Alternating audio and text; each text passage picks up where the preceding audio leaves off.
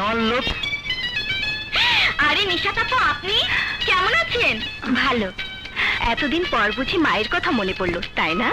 মনে তো সবসময় পড়ে মা, কিন্তু বিভিন্ন কাজের ঝামেলায় সময় করে উঠতে পারি না। কি ব্যাপার মিস্টার রাজু, এত নীরব কেন? না মানে আর বলো না মা, ছেলেটি আমার বড় হতাশায় ভুগছে।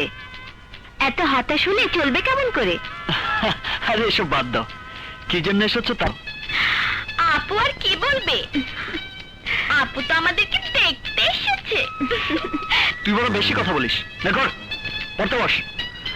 এখন বলো কেন এসেছো? আমি এসেছি তোমাকে আমাদের বাসায় নিয়ে যেতে। ভাবি, শুধু ভাইয়াকে নিয়ে যাবে, আমাদেরকে নেবে না? ওর কথায় কিছু মনে করো না মা। তা হঠাৎ রাজুকে তোমাদের বাসায় নিয়ে যাবে মানে? আব্বু রাজুর সঙ্গে পরিচিত হবেন তাই। তোমার বড় লোক বাবা পরিচিত হবে আমার মতো বেকার ছেলের সাথে? আমি যাব না বাবা। যাবি না মানে? অবশ্যই যাবি। না মানে মা, তুই না গেলে নিশাদ তার বাবার কাছে ছোট হয়ে যাবে। তাছাড়া ওর বাবা তো তোর বাবার মতোই। যাও, ওকে ধরে নিয়ে যাও। এসো। আরে আরে কি করছো? এসো না। আচ্ছা যাচ্ছি। যাও ভাইয়া, হবু শ্বশুরের পায়ের ধুলো নিয়ে এসো। আরে তবে রে চলো না। যাও। মতি মিয়া হুজুর, কেন জানি আজকাল নিজেকে বড় ক্লান্ত মনে হয়।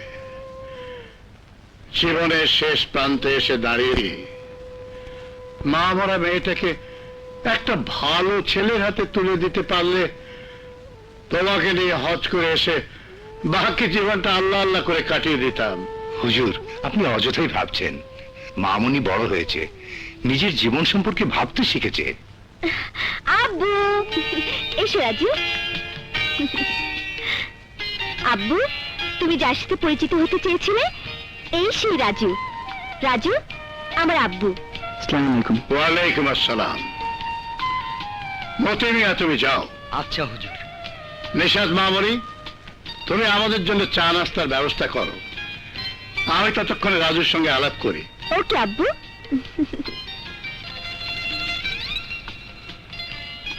বসো।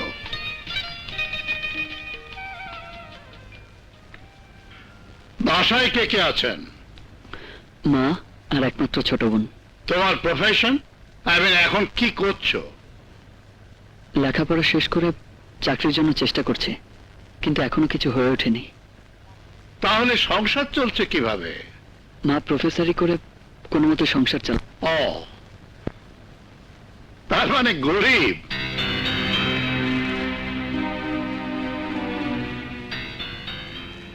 আচ্ছা, নিশাদ যে তার কোটিপতি বাবার একমাত্র মেয়ে, তা নিশ্চয়ই তোমার জানা আছে। জি। নিশাদকে তুমি ভালোবাসো? জি। বাহ, চমৎকার। 4 মাস সামান্য প্রফেসরি করে তোমাকে উচ্চ শিক্ষায় শিক্ষিত করার জন্য অতি কষ্টে সংসার চালাচ্ছে, আর সেই ছেলে তুমি কিনা বড় লোকের একমাত্র মেয়ের সঙ্গে প্রেম করে ঘুরে বেড়াচ্ছ। বাহ,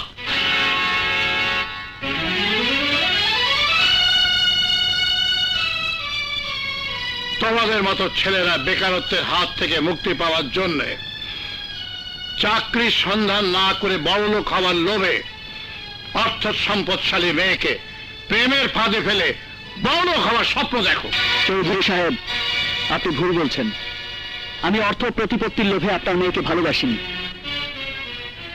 আমি তোমাকে বড়লোক হওয়ার পথ করে দিচ্ছি। আমি তোমাকে ব্যবসার জন্য টাকা, প্রচুর টাকা দেব, কিন্তু শর্ত একটাই, তুমি নিশাতের জীবন থেকে সরে দাঁড়াবে। মাফ করবেন চৌধুরী সাহেব, আপনি হয়তো টাকা দিয়ে গোটা দেশটাকেই কিনতে পারবেন, কিন্তু এই রাজুর ভালোবাসাকে আপনার সমস্ত সম্পত্তির বিনিময়েও কিনতে পারবেন না। চৌধুরী সাহেব, আমি আমার শিক্ষা থেকে এইটুকু জেনেছিলাম, যারা বংশীয়ভাবে সম্পদশালী তাদের মন নাকি হয় সমুদ্রে। আজ আপনার আচরণ আমার সেই ধারণাকে ভুলে পরিণত করেছে। যাবার আগে আমি আপনাকে নিশ্চয়তা দিয়ে যাচ্ছি, আমি আপনার মেয়ের জীবন থেকে দূরে সরে দাঁড়াবো। দাও, আই সে স্টপ। রাজু, আমি তোমার সাহসের তারিফ করি, কারণ আজ পর্যন্ত চৌধুরীর চোখের দিকে তাকিয়ে কেউ কথা বলার সাহস পায়নি। আর আজ তুমি অনেকটা বলেছেন, আরো কিছু বলবেন? হ্যাঁ বলতে চাই, আমি তোমার মতো সৎ, সাহসী, বুদ্ধিমান ছেলেকেই খুঁজছিলাম। আব্বু, রাজু তো তোমার পছন্দ হয়েছে? হ্যাঁ, ইন্টারভিউতে যখন পাশ করেছে তখন রাজুকে তো পছন্দ হতেই হবে।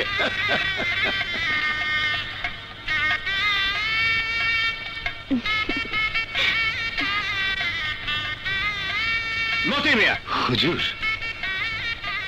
রাজুকে আগামীকাল থেকে অফিসের কাজ বুঝিয়ে দিয়ে করিম বসকে একটু শান্তি দিতে চাই। কিন্তু আঙ্কেল, কোনো কিন্তু নয়, বাবার ব্যবসা বাণিজ্যের দায় দায়িত্ব তো ছেলেকেই বুঝে নিতে হয়।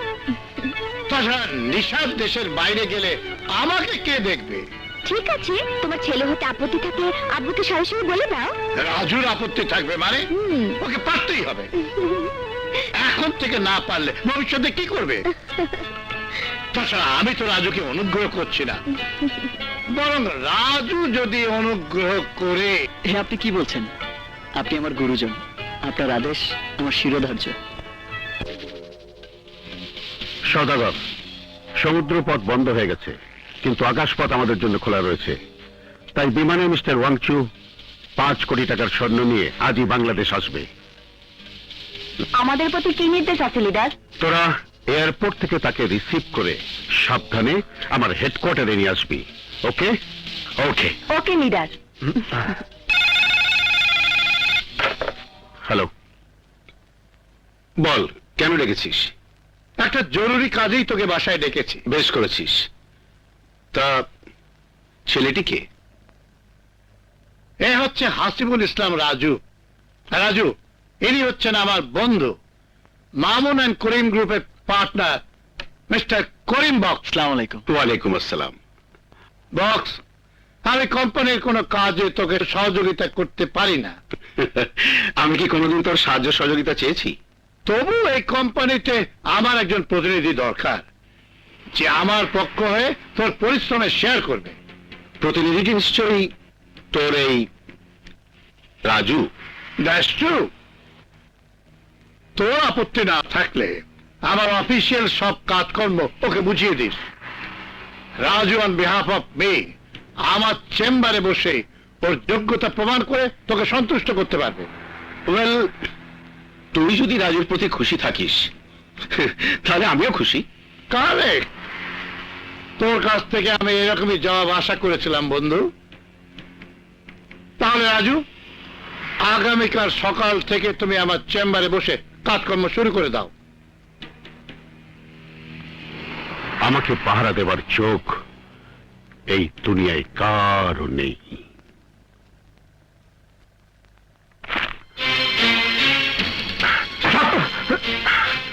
কি ব্যাপার? কি হয়েছে? কি হয়নি বলো? মামুন আজ আমাকে বন্ধুত্বের যোগ্য পুরস্কার দিয়েছে। ভাইজান আবার কি করেছেন? আরে, কোথাকার কোন রাস্তার ছেলে ধরে এনে আমার পাশে বসিয়েছে। ব্যবসার মূলধন চৌধুরী হতে পারে, কিন্তু অনেক পরিশ্রম করে ওই ব্যবসা প্রতিষ্ঠানকে আমি দাঁড় করিয়েছি। তাই বলে ও আমাকে অবিশ্বাস করবে, অপমান করবে? কে তোমাকে অপমান করেছে ড্যাড? কার তোমার স্পর্ধা? কে সে? জানি না কে সে, কি ওর পরিচয়। শুধু জেনেছি ও মামুন চৌধুরীর প্রিয়ভাজন রাজু ও মামুন অ্যান্ড করিম গ্রুপের নতুন প্রতিনিধি নিযুক্ত হয়েছে। তুমি অযথাই মাথা গরম করছো ড্যাড। চৌধুরী আঙ্কেলের সিদ্ধান্ত কখনো ভুল হয়নি, আজও হবে না। রাজুকে তুমি না চিনলেও আমি চিনি। ওই রাজুই হচ্ছে নিশাতের বন্ধু। রাজু নিশাতের বন্ধু?